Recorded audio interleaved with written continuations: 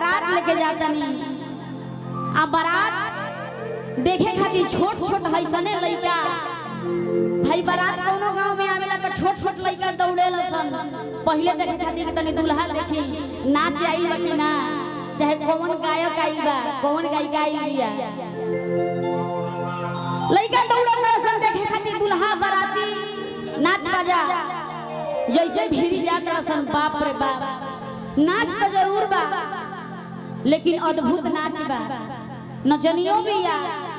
लेकिन मुंड के माला पहन के आ मुड़िए नहीं खे नाचतिया लइका कहत रसन कि बाप रे बाप ई बारात नहीं खे आई लाफत आई बा भागई जैसे लइका अपना माई के गोदी में जाके आ लुका जा रसन माई कहत रही कि काहे बबुआ का बात बा काहे भाग के गई माई बारात नहीं खे आई ई हिमाचल की है आफत आई बा लइकवा कहत रसन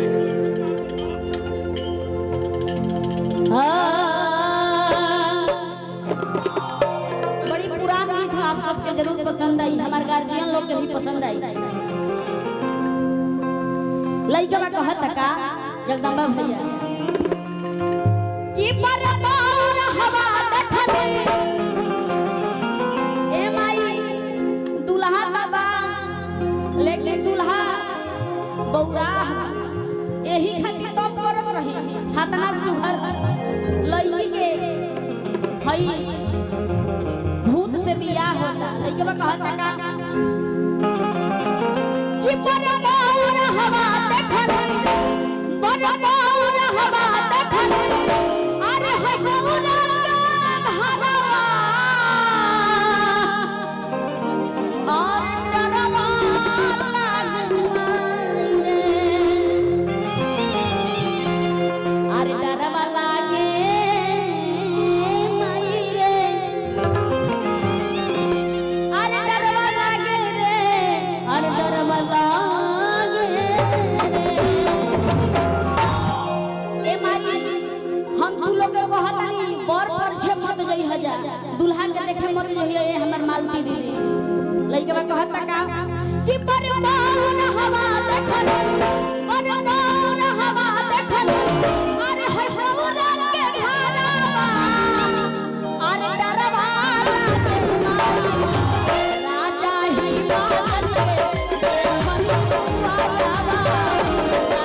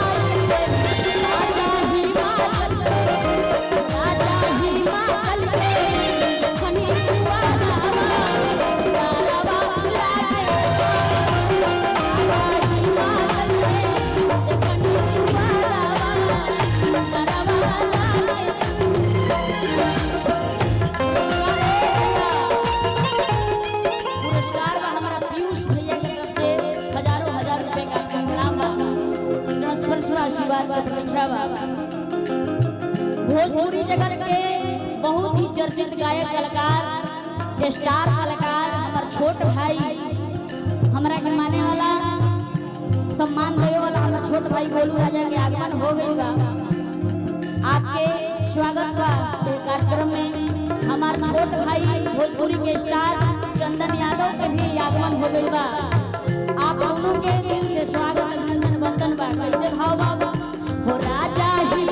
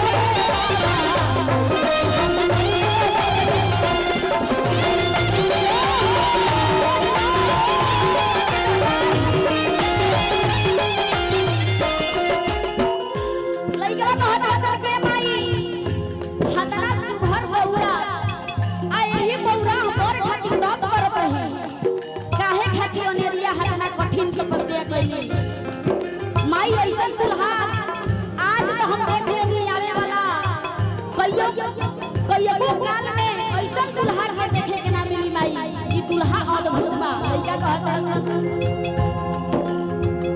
गौरा के बार देखनी बनायो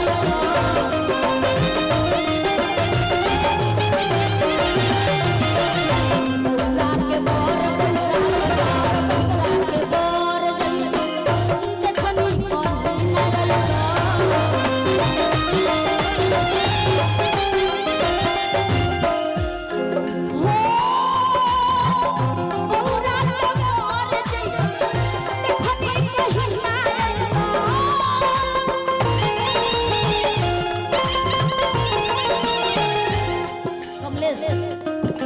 महेश पांडे शमशान घाट के मुर्दा गार्जियन के पुरस्कार बा आपके प्रणाम बा गौरा के प्यार जैसे हमें कहीं ना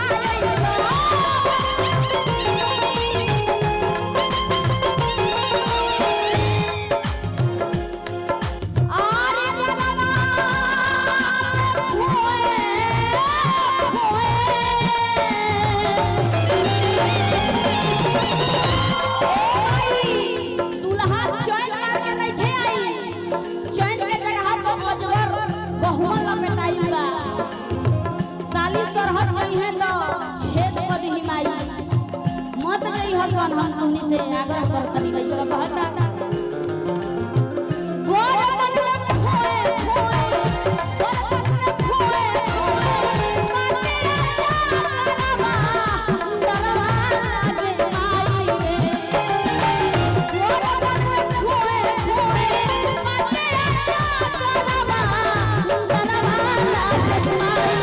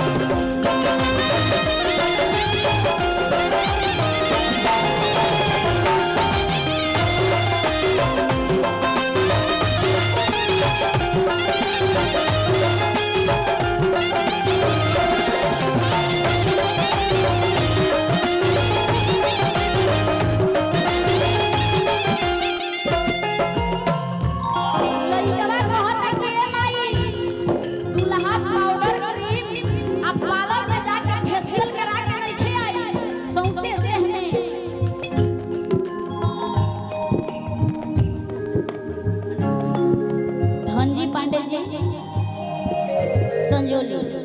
गार्जियन की तरफ से 500 रुपए का पुरस्कार बा प्रणाम बा लइका पार्लर में जाके फेशियल मसाज करा के 2 घंटा नहीं खे ई जाके डायरेक्ट शमशान घाट से राख लपेट के आई माई हइसने सुघर कन्या के आ हिमाचल का जब भाठा तड़े लइका डेरा के कहत अपना माई से का भभती लगाओले चोकनी के लेके सो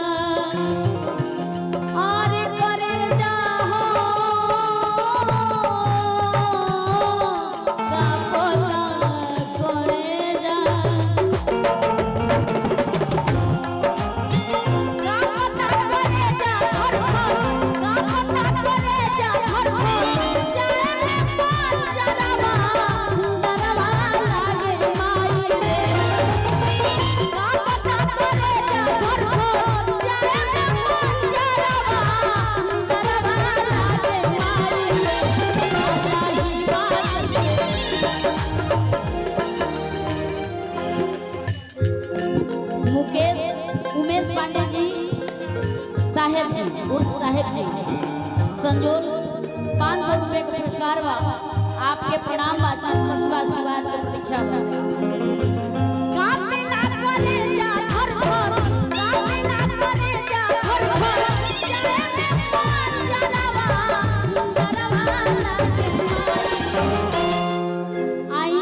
के भाव बा कैसे कि राजा